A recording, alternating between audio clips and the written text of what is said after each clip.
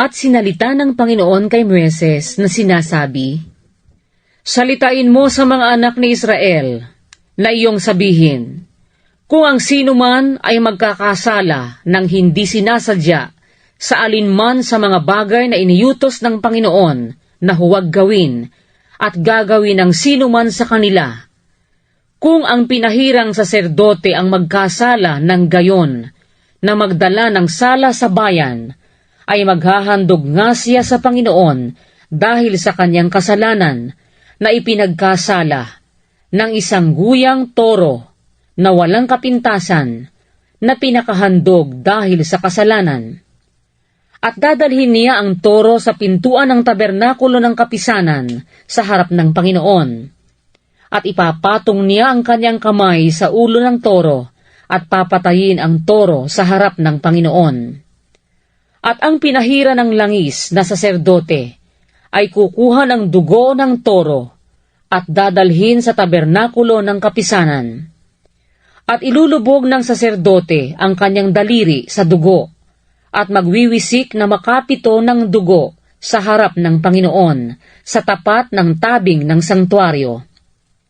At ang saserdote ay maglalagay ng dugong yaon sa ibabaw ng mga anyong sungay ng dambana ng mabangong kamangyan sa harap ng Panginoon na nasa tabernakulo ng kapisanan, at lahat ng dugo ng toro ay ibubuhos sa paanan ng dambanang pagsusunugan ng handog na nasa pintuan ng tabernakulo ng kapisanan. At aalisin ang lahat ng taba ng toro na handog dahil sa kasalanan, ang tabang nakatatakip sa lamang loob, at ang lahat ng tabang nasa ibabaw ng lamang loob, at ang dalawang bato, at ang tabang nasa ibabaw, na malapit sa mga balakang, at ang lamad na nasa ibabaw ng atay, ay aalisin na kalakip ng mga bato. Nagaya ng pag-aalis ng toro, na hain na mga handog tungkol sa kapayapaan, at susunugin ng saserdote sa ibabaw ng dambanang pagsusunugan ng handog. At ang balat ng toro at ang buong laman, pati ng ulo at ng mga hita at ng lamang loob at ng dumi. Sa makatwid bagay ang buong toro ay ilalabas niya sa labas ng kampamento sa isang dakong malinis na pinagtatapunan ng mga abo, at doon susunugin sa apoy sa ibabaw ng kahoy. Sa pinagtatapunan ng mga abo, susunugin yaon. At kung ang buong kapisanan ng Israel ay magkasala, at ang bagay ay malihim sa mga mata ng kapulungan, at sila'y nakagawa ng anuman sa mga bagay na iniutos ng Panginoon na huwag gawin, at naging sala rin. Pagka nakilala ang kasalanan ng kanilang ipinagkasala, ay maghahandog nga ang kapisanan ng isang guyang toro na pinakahandog dahil sa kasalanan, at dadalhin sa harap ng tabernakulo ng kapisanan. At ipapatong ng mga matanda ng kapulungan ang kanilang kamay sa ulo ng toro sa harap ng Panginoon, at papatayin ang toro sa harap ng Panginoon.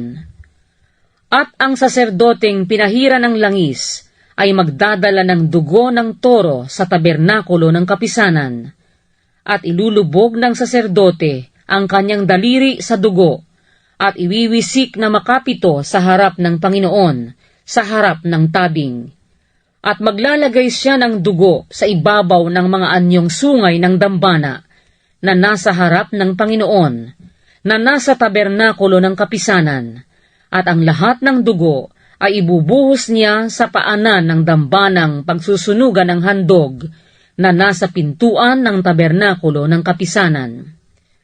At aalisin niya ang lahat ng taba niyaon, at susunugin niya sa ibabaw ng dambana. Gayon ang gagawin niya sa toro, kung paano ang ginawa niya sa torong handog dahil sa kasalanan, ay gayon gagawin niya rito. At itutubos sa kanila ng saserdote, at patatawarin sila. At ilalabas niya ang toro sa kampamento, at susunugin niya, na gaya ng pagkasunog sa unang toro, handog nga dahil sa kasalanan ng kapisanan. Pagka ang isang pinuno ay nagkasala at nakagawa ng hindi sinasadya sa alinman sa lahat ng bagay na iniutos ng Panginoon niyang Diyos na huwag gawin, at siya'y naging salarin, kung maipakilala sa kanya ang kasalanan niyang ipinagkasala, ay magdadala siya ng pinakaalay niya na isang lalaking kambing na walang kapintasan. At ipapatong niya ang kanyang kamay sa ulo ng kambing, at papatayin niya sa dakong pinagpatayan ng handog na susunugin sa harap ng Panginoon, handog nga dahil sa kasalanan. At dadampot ang saserdote sa pamamagitan ng kanyang daliri ng dugo ng handog dahil sa kasalanan, at ilalagay sa ibabaw ng mga anyong sungay ng dambanang pagsusunugan ng handog, at ang dugo'y ibubuhos sa paanan ng dambanang pagsusunugan ng handog.